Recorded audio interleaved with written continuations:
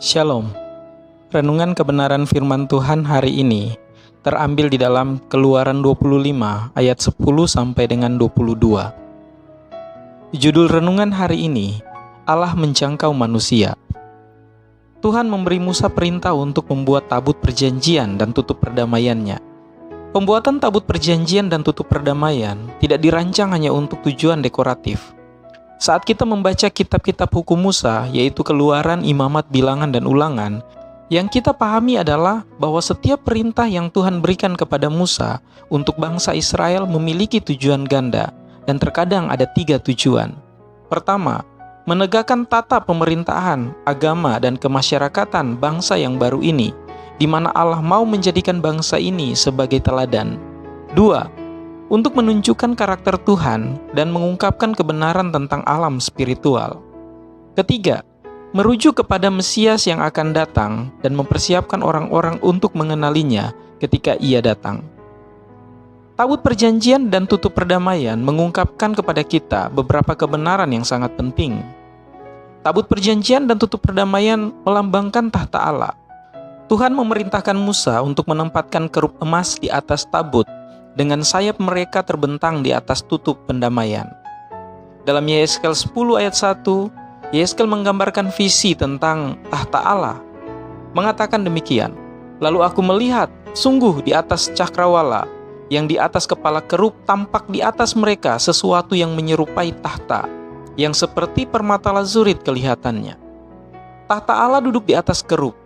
Menurut Derek Gilbert dalam sebuah artikel tentang pentingnya kerup adalah pengawal supranatural untuk tahta Allah, dan gambar mereka diambil alih oleh raja-raja duniawi. Tabut perjanjian dan tutup perdamaian, sungguh tempat yang indah.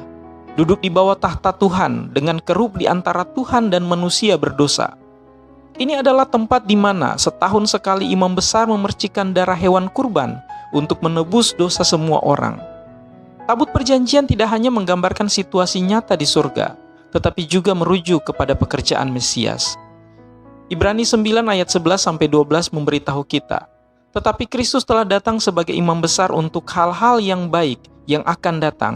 Ia telah melintasi kemah yang lebih besar dan yang lebih sempurna, yang bukan dibuat oleh tangan manusia, artinya yang tidak termasuk ciptaan ini. Dan ia telah masuk satu kali untuk selama-lamanya ke dalam tempat yang kudus, bukan dengan membawa darah domba jantan dan darah anak lembu, tetapi dengan membawa darahnya sendiri. Dan dengan itu ia telah mendapat kelepasan yang kekal. Tabut dan tutup pendamaiannya melambangkan tahta Allah dan pengorbanan Yesus. Kita ditebus selamanya karena darah yang dipercikan di atas tabut dan tutup pendamaian. Kita diampuni, kita dibersihkan, kita dibuat baru karena Tuhan merancangkan pengorbanan yang sempurna untuk menghapus dosa kita. Dan dia menyebutnya sebagai belas kasihan. Haleluya! Kita belajar lebih banyak tentang rancangan Allah untuk tabernakel. Kita melihat bagaimana surga bekerja. Sungguh anugerah yang indah bahwa bagian pertama yang paling penting dari rancangan duniawi Allah adalah representasi dari rencana akhir belas kasihannya terhadap umat manusia. Berserulah kepada Tuhan yang dekat dengan anak-anaknya. Dia yang mengangkat kita dari lumpur dosa dan menyucikan kita oleh rahmat-Nya. Kiranya Tuhan Yesus memberkati kita semua.